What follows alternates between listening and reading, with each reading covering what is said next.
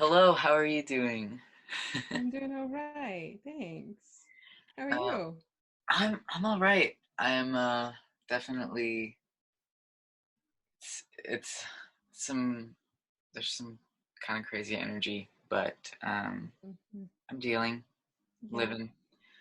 Um, this is Maiah Merino. She is our poet for the Golden Thread Women's Work show, and I'm gonna ask you, just a few questions. So first, what is the most exciting thing to you about being a part of the Golden Thread?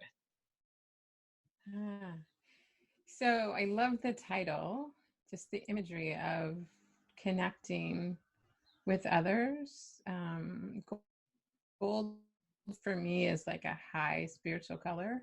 And so just to be a part of a group of women that are wanting to connect with each other and connect others through our artistic work is really beautiful to me. Yeah, Yeah. absolutely. Would you be willing to kind of talk about how you started whatever you consider your artistic expression? How did that start for you? Was there anything that sort of that brought that up for you in your life, whatever it was, Yeah. that if there's anything that started that for you? Yeah. Yeah. I started as a dancer when I was really little. And then out of really sheer survival, I started writing in sixth grade. A lot of changes happened in our family. Mhm. And I just felt like from there, it was just my safe place to be able to deal with my life. Um, And then when I was in undergraduate studies, I was a women's studies concentration person. And so one of my writing teachers, who is this feminist Italian writer and women's studies person, she told me that in order to pass my class with her, I had to go read in public. I was Mm, like, what? And so that kind of propelled me publicly. There was this open mic that happened regularly at this bookstore, and it was just so like scary and astounding, like to have people come up to me afterwards and be like crying, and I was just like, what? These are just my words. And so it opened me up, and she continued to challenge me. And similarly, at the same place, though, most of my other writing professors were male and or white, mm, and would constantly shut down my voice. And so they would take my language out. They would say that the way that I did form was incorrect. And so it was just like this jarring experience of feeling supported by these amazing women in women's studies and the rest of the like English department and other folks were like, you must write like this. And so it took me a long time to like get back to my own voice and find my own. So usually it was with women's writing communities or with my own cultural communities that I was able to start to kind of settle back into my place as a writer. Yeah, it's taken a while. yeah, that's I think that's something that's amazing about writing is like the power of words is incredible in in everyday conversation, but also like the way that poetry can change people's lives. I know that happened for me, actually Mm, around sixth grade as well. yeah. um, but it's pretty. That's amazing. That's also like, is there any way that you brought in? Since I know that how one artistic expression can kind of bleed into the other. Was there any of that for you when you started writing?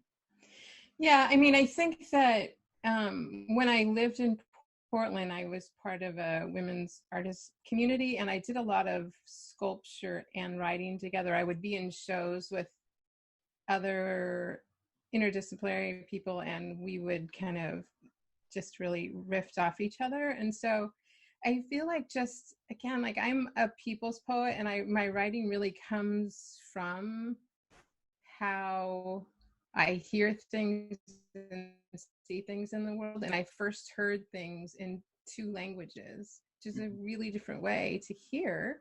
So like the musicality of writing is important for me, like how language plays with each other and sound. And so music, I've done some songwriting with my poems. I've also done playwriting. I've turned my poems into plays. So I like just really like the challenge of jumping into a different medium, going, okay, let's figure this out and do this. Yeah. Did that answer your question? That was kind of a No, long answer. absolutely. That was a beautiful answer. um, yeah, wow. I don't know. That's just like creativity is just the absolute like. I think I said this. I think I said this in my interview that I did yesterday.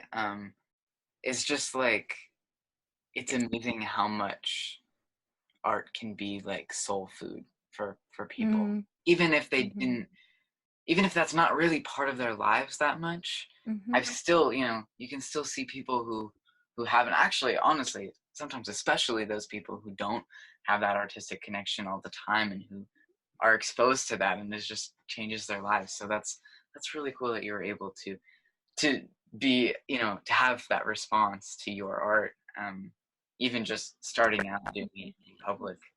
Mm-hmm. um has there been what has been have you had any difficulty staying creative during a time when you can't, be communicating your art in person to other people? Or, I mean, obviously, I know you have a son, so it's a little bit different than someone who, is living on their own or something. But for like an audience, an in-person audience, have you had any difficulty staying creative, or has anything helped you with staying creative?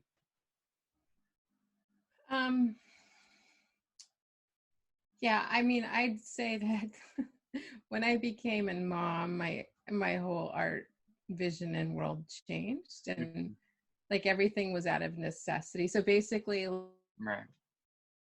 like as I was walking my son around on my chest and he's falling asleep, I'm like texting myself notes of poems, like as we're walking. And, it was like the 1 hour break I had during the day, I was like texting myself things. And so everything had to change. Um, and I really do think that, like, it's been a combination for me of like, there are ideas that catch me and come to me that drive me to do things with writing and art making. And then there's this idea of like grit and necessity where I must write and something must be created, and I don't always know what that's going to be. Um, so yeah, it's just adapting really for me, because when I was younger and I had all the time in the world to do whatever I wanted, it was just really easy to do what I wanted when I wanted. And now it's like, well, I get to do it at specific times, and so the work has deepened really and been focused. Yeah. That I like that you touch on like how it is to, go into motherhood, especially. I mean that just changes. Like, I know, like I have a single mother, and trying to get work done, trying to get your art made, whether Mm-hmm. caring for a kid or multiple kids is like completely different Yeah. than having a partner, or just having time when you aren't having a kid. I think anyone who has a kid understands that. Mm-hmm. But that's pretty incredible that you're able to adapt, or something. That makes sense that this has been, kind of a similar period. I think it's for everyone. It's been sort of like everyone's had to change, Mm-hmm. had to adapt to change, and it's interesting to see all the people who aren't used to change, having to get used to it. Uh, Yeah. Yeah. is there anything in particular that you feel really like fuels your creativity? Anything you're like either you feel helps you stay creative, or something that you feel really bleeds into your work? Is there anything that you feel like that you really connect to in that way? Um, I think it's kind of a combination of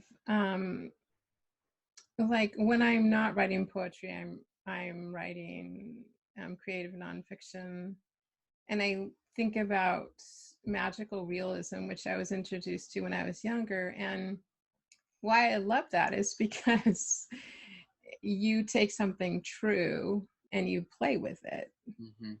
And so a lot of my writing has that. I write from my life mostly. I write from issues that are currently happening. So I feel like there's always stuff to write about. Mm-hmm. Um, I write playing with the edge of my languages, and I like that a lot. And so it's just this constant refining of, you know, who is there that has something for me to share. Like for this show, it was kind of hilarious. I've never had this experience actually when I've been preparing for a show, and I went to my poems, and like all of these poems wanted to be like me. I was like, okay, a lot of things want to be heard right now. That Right. makes sense. We're kind of in isolation. Like, let's do a lot of Yeah. talking. But usually it's not that at all. It's just like, two or three. But I was like, okay, let's, all of these voices want to be heard. So yeah, just trying to listen as much as I can. Yeah. Well, I'm very, very much looking forward to hearing. I got a little taste of your work last night. Yeah. I'm very much looking forward to hearing all of the beauty that you bring to the show. Mm. And I'm looking forward to everyone else seeing it and hearing it. Be sure to uh, get your tickets for Women's Work June 13th at 7. And thank you so much again. And I can't wait to see your work. Thank you. Thanks so much, Sebastian.